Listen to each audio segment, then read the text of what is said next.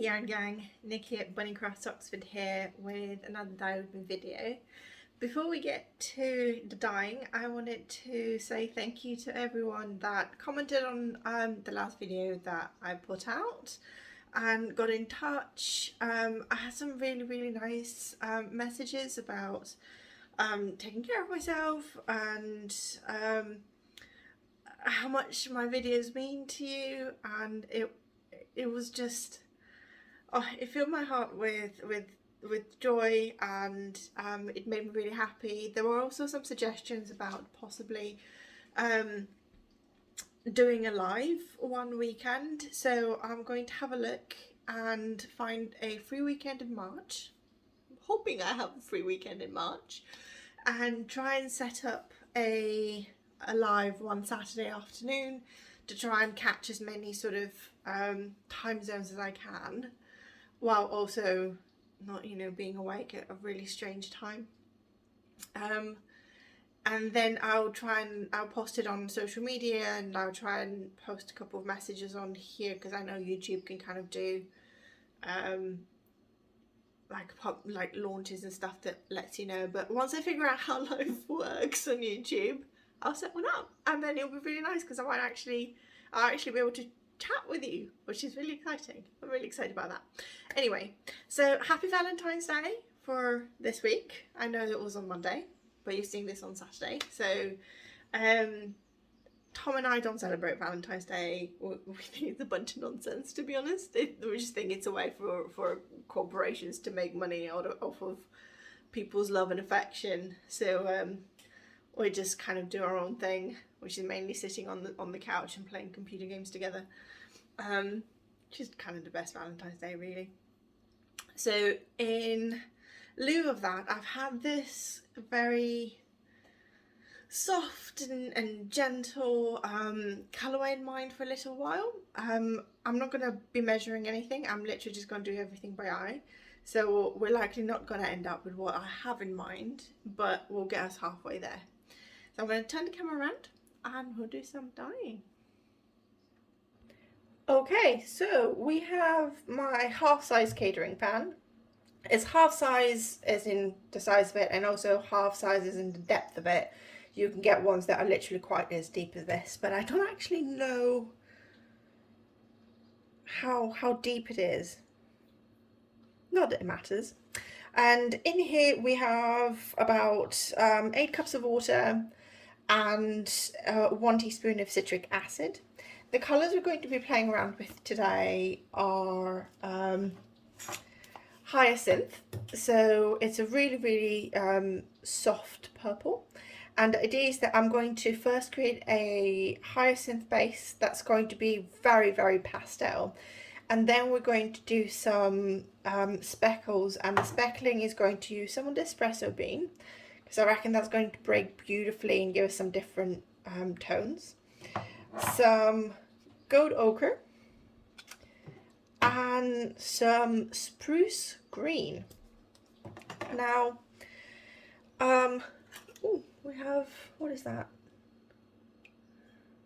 Some fluff. I don't know where that fluff came from. So, as I said, because I'll be using powder dyes, I also have my KN95 mask. When I dye big batches, I actually use proper respirator, but for the purpose of a quick dye video, that mask will do.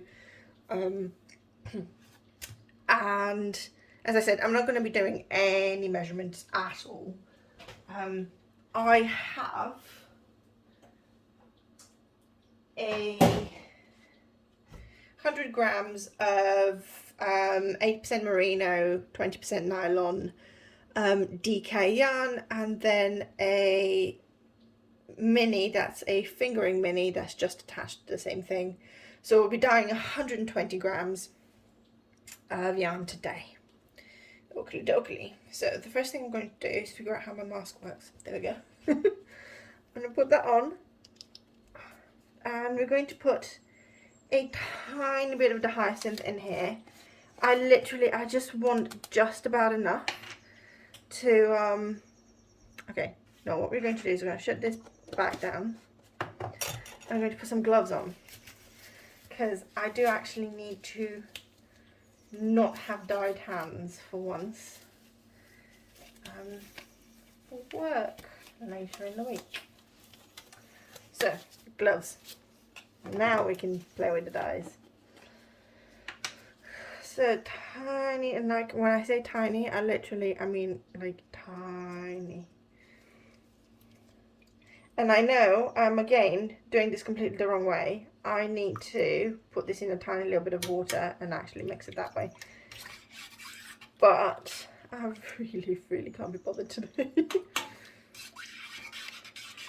And what I'm going to do, so I'm literally, this is barely anything at all. I reckon we need a little bit more.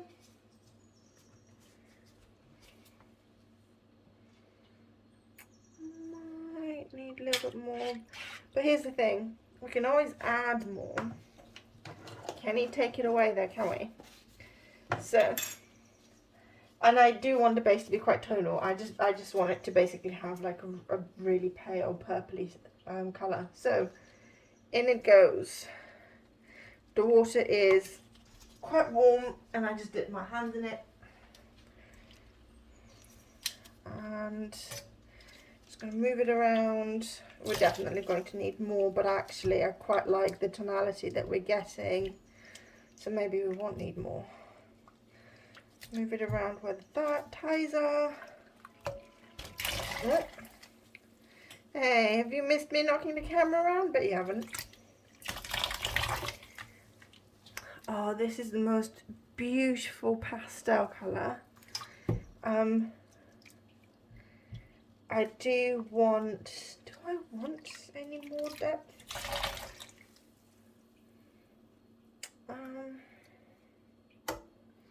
Do you know, yeah, I'm going to take this out and I'm going to put the tiniest bit more because there's some areas that are still quite white and I won't mind if some areas are a little bit darker than others. So, put that there, grab my spoon and I'm just going to put the same amount. So, while I sort of mix this, I'm just going to chat about a couple of things that I've been up to the last few weekends. This coming weekend, my best friend, wife, and soulmate, apart from Tom, who is also my soulmate. Well, Tom is just the other half of my soul, while my best friend is my soulmate. So, I think I'm allowed to distinguish in that way. So she's coming to visit from Cornwall. So my dear lovely wife Nicole is going to be with me. And I don't think we even want to do anything. I think we literally just want to bum around the house, maybe have a walk if it's not raining, which seems unlikely looking at the weather. So that'll be fun. But last weekend or was it the weekend before that? I don't remember. We went to the garden centre. So I'm just going to dump this back in now. And it was honestly so much fun. We bought some seeds, so we are hoping this year to grow some black tomatoes. We got a different sort of pea to what we had last year. Last year we grew some alderman peas, and they are quite big pods, but there's only 3 or 4 peas per pod, so they're not really high yield. So we didn't really get a lot of peas, which was really sad, because it was my first year of growing peas, and for anyone that has grown peas, oh my god, there is nothing better than literally just going out in the garden, picking a pod and eating them fresh out of the pod. They are so sweet and so wonderful. So we're going to grow some more of that. I'm going to attempt growing my miniature aubergines again. So they're literally about that big. But they are so creamy. Their flesh is super creamy. The issue last year was that it was a really cold year. It was a really wet year as well here in the UK, like more so than normal. So I'm just going to leave this for a couple of minutes while I chat. What I might do is just turn the camera around and just chat at you while we see what bit of this colour in. Bear with me. Okay, this works. Right, so growing things. So yeah, I had this, they're just absolute gorgeous little aubergines, and yeah, they were about the size of a regular tomato, I guess. But they were super creamy and beautiful, but because the weather was so bad and aubergines need a lot of heat, I got a very, very small yield out of 3 plants that I had. And by small yield, I mean we were supposed to get, what, 20-30 aubergines per plant on a regular yield, and I maybe got 5 or 6. So the advice that I read was to leave them in the greenhouse, and I have just, it's a tiny little greenhouse, it's more like a green cupboard. So I'm just going to leave them in there this year and make sure that they're always really, really warm and sort of steamy. I might just leave a pan of water in the greenhouse to just kind of create that tropical feel, I guess. So excited about those. I got some bok choy, which is fast growing bok choy, and I'm going to be putting down seeds for that from March all the way to June. And then because it has an 8-week window, so within 8 weeks you can harvest it, every 4 weeks. So the first 4 weeks I'll get my seedling, I'll put it in, and then 4 weeks later pluck, replant. And that's the idea, to have bok choy, because we eat so much. Any sort of Chinese cabbage that we can think of we'll eat, because we love a good stir fry, and they're full of goodness. And we're going to try our potatoes again. We haven't decided what sort we're going to get, but our garden centre has so much choice, so there's that. I have some spring onion seeds that I'm going to plant. I know that onion does need a little bit of space, so I think I'm just going to put a few in. I have like these really giant pots, because I can't just plant into my garden, so everything's planted in either in planting bags or in pots. So I'm going to do that.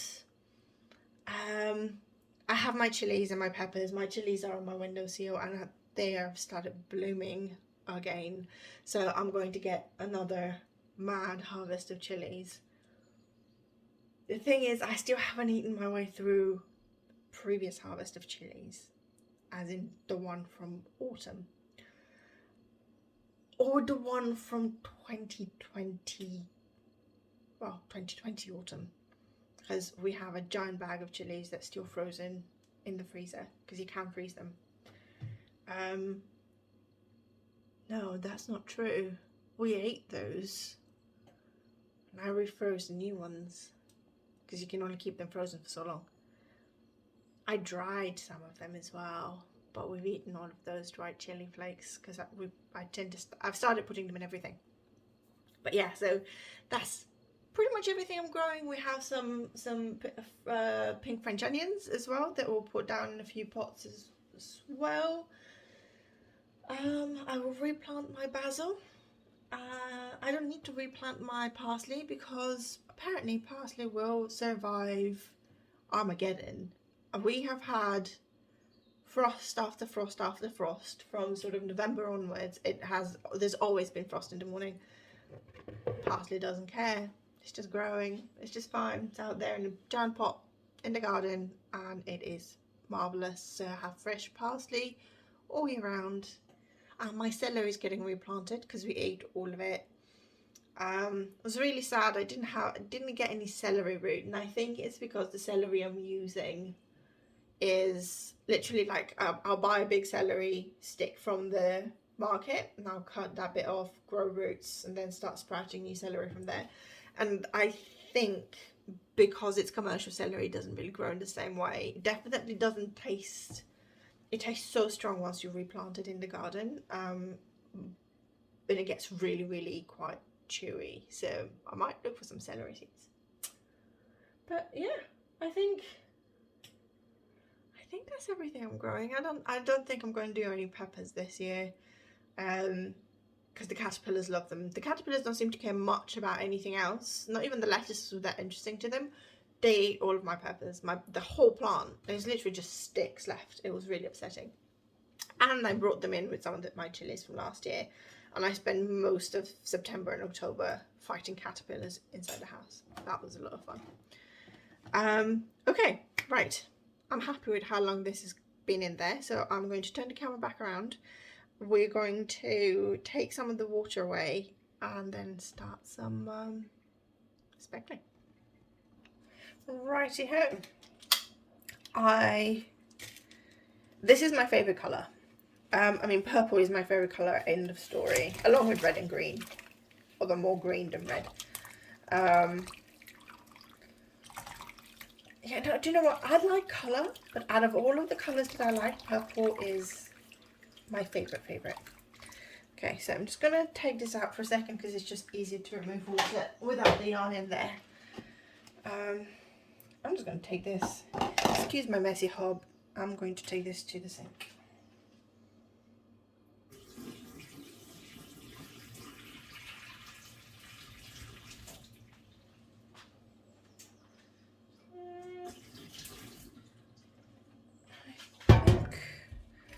This should be enough. I just want enough at the bottom so that the yarn doesn't burn. So this should be enough. So I'm going to do this thing where I want to twist the yarn as I add it to the pan.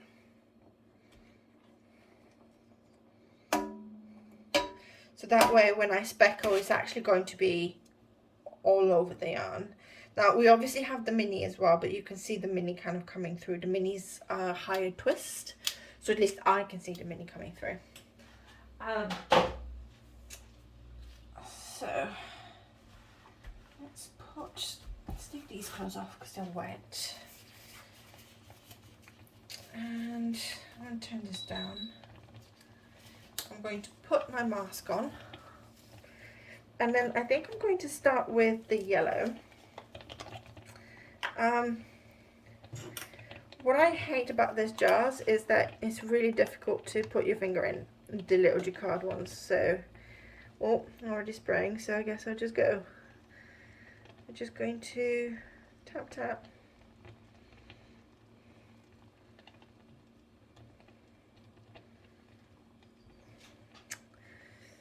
And so I tried to think, why did I pick these colours? And I couldn't think of why. It was just the colours that I wanted to use. I need a damp cloth to wipe my spoon on to get the colour off. And then a dry cloth, which I have here, to dry the spoon before I dip it in the spruce.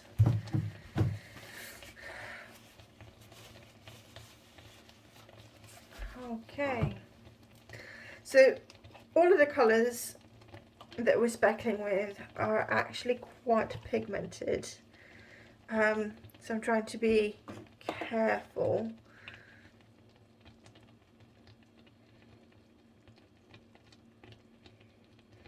I also want to get as little of these colours as possible in the water. I did get some here, so that's going to affect what we do.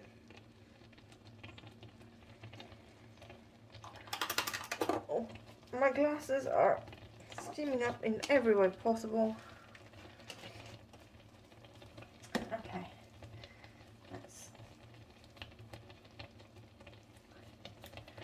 so I don't know what the spruce breaks. I've not really tried to break spruce, but we'll find out. So then we have our espresso bean.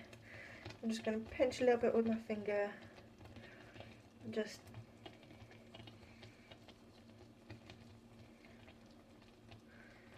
do that.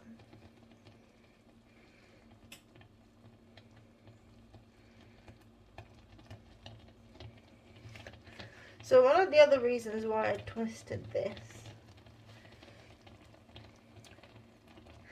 is that I want this to be really quite sporadic. So, and I'm also really quite curious to see what happens if this is all the speckling that we do. How does it affect the way that the yarn looks at the end? I am aware, gosh, I kind of wish I'd had something to wipe my hands on. So just looking at this bit of paper, or I can take my mask off, you can see the little bit of green and the yellow and the espresso bean. So in fact, if I just open them up, and just how beautiful is that combination? So I have a feeling we're going to have to do something with these three colours on their own. But that's going to have to be for another video. So I'll throw this away for now. And hopefully I won't forget to write anything about it. Now what I'm curious about as well is you can see all these beautiful tendrils of dye going into the water, and that is obviously going to affect the hyacinth base around the edge. But if we leave it, because there's a bit of it happening here with the green and a bit more here as well, so it's happening everywhere. Let's turn this down a little bit more. If we leave it now for 20 minutes, hopefully that will reabsorb. All of this will bind just fine because there's quite a bit of acid in there. What I'm going to do is I'm going to leave it for 20 minutes, and then I'm going to come back, prod it a little bit, and also add some water to it to cover it completely so that any undissolved dye can actually then break up and get dissolved so we don't get bleeding. I'm very, very curious to see what happens. I'm not going to add any more colour. Despite every instinct in my body, I'm not going to add any more colour. So we will see in 20 minutes. Let me set an alarm. What this looks like, and we'll add some more water, and I'll show that so that we can see whether there's any dye that then breaks into it. Righty ho, ladies and gentlemen, let's see what's what. So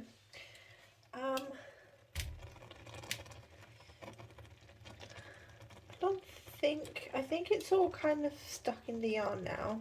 I need my spoon. I guess I can do that. Yeah, I can't see any. Oh no, there's green. It's the green. Oh, there's bits of. Okay, that's gonna happen anyway. So what we're going to do is we're going to unwind this.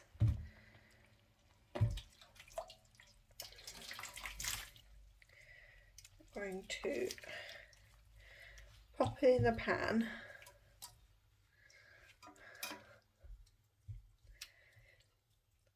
I like what we're. Oh, you're very steamy. And by you, I mean the camera. Hold on. I'm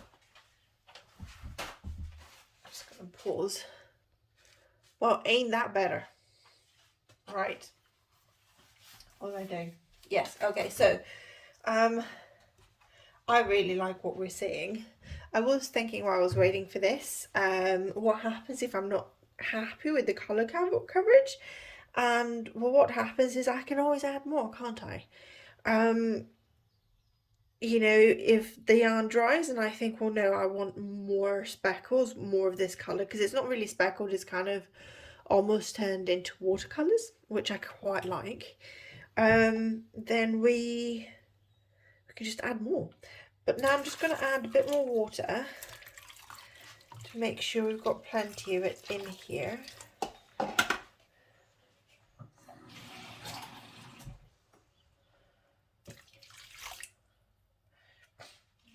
More.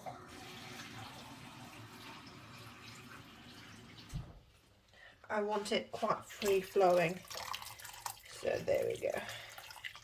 Got more water, and because we have more water, I'm just going to put a little bit more citric acid. I don't think we need more citric acid. A teaspoon really is more than enough, but the green is a colour that really, really bleeds. So I want to try and help it along. So this was a pretty healthy pinch and a half that I've added. Just going to move it about a bit. I'm not seeing any colour coming out of the yarn though, which is good. There was a little bit when I moved it, when I poked it, but I think it's fine. I do think that our spruce has gone I don't know whether it's broken. It's quite a tealy colour, but where it's mixed with the gold, with the ochre, it's created a nicer greens just around here. You'll see it better once the yarn is dry anyway. I do... espresso bean is a very purple brown. And I do like... that's one of the reasons why I think I picked it. I thought it will look really, really nice against the hyacinth background. So I absolutely love what I'm seeing right now. I really, really like this. I wonder how it will knit. I'll try and see if I can do a swatch with the mini before the video comes out, but that depends on whether the yarn will be dry by the time I do editing, because the swatch will take me you know, an hour to do, just a little one. Yeah, right. I will see you once this is dry. We have some dry yarn and I love this. Let me get comfortable. So the hyacinth base that we have is this very, very gentle pastel. It's a beautiful, almost I mean, it's hyacinth lavender sort of color. It's comes out a bit grey. Yeah, it's coming out a bit grey actually. Now that I look at it properly in the daylight. But it does have those sort of purpley undertones there, so I think this one's going to very much be dependent on the type of light that hits it. So at the moment, it's really, really grey outside. I mean, it's literally blowing a gale because Storm Eunice is going literally through the UK. We have like 90-mile-an-hour gusts and gale winds in Oxfordshire. We are right down bang smack in the middle of the country. Like there's no coast or anything anywhere near us, so I can only imagine what the winds are like in Cornwall and Wales and Ireland as well. It must be quite scary. So I hope everyone's safe and doing well. Let's get back to the yarn. I got distracted by wind.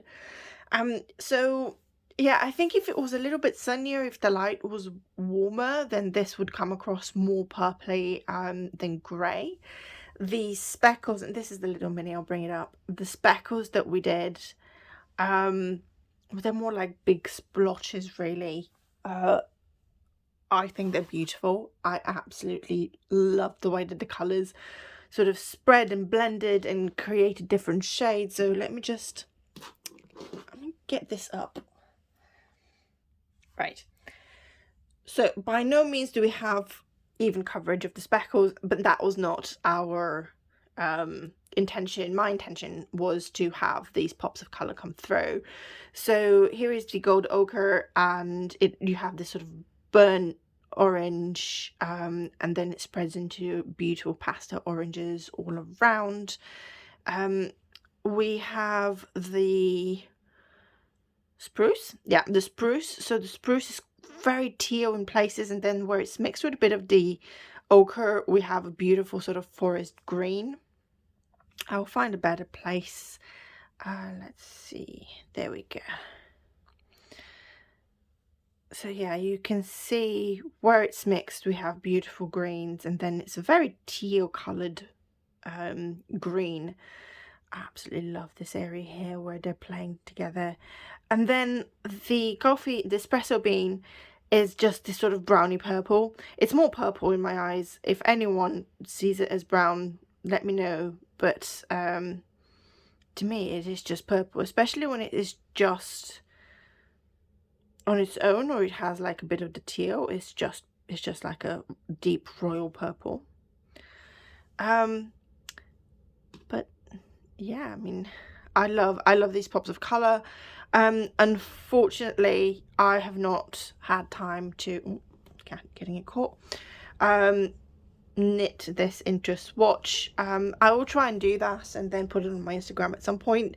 But as already mentioned, I'm really struggling with just finding time to do some of my crafts, and I'm also just working on doing what feels good to me rather than just doing things because I feel like I have to do it to satisfy social media.